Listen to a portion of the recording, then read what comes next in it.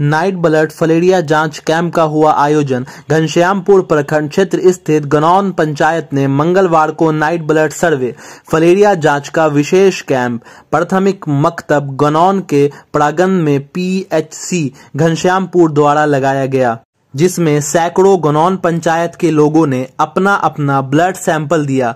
वहीं कैंप का उद्घाटन पंचायत की मुखिया रेशमा आड़ा ने फीता काटकर किया। उन्होंने पहले अपना ब्लड सैंपल दिया, चेक करवाया। नाइट ब्लड सर्वे फलेरिया जांच जो रात के 8:30 से ही होने के कारण बहुत लोग फलेरिया जांच से वंचित रह गए हैं। इसलिए बुधवार को गनौन पंचायत के देथुआ में रात के 8:30 बजे कैंप लगाकर जांच किया जाएगा।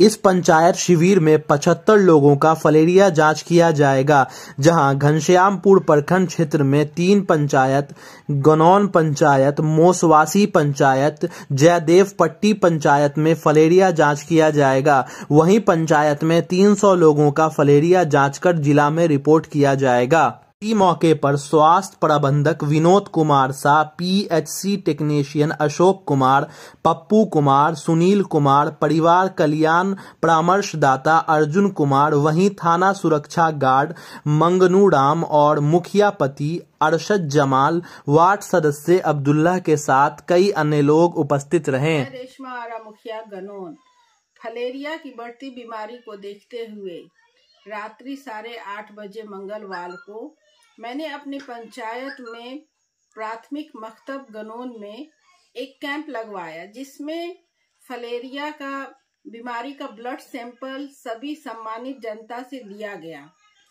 फलेरिया बीमारी का प्रकोप बहुत ज़्यादा ही बढ़ गई है, जिसकी वजह से लोगों का पैर फूल जाता है, जिसको हाथी पैर भी कहा जाता है।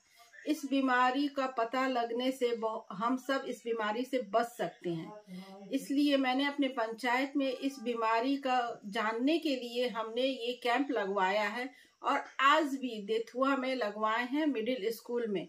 आप सबसे अनुरोध है वहां जाके आप अपना जांच दें और इस बीमारी से बचें।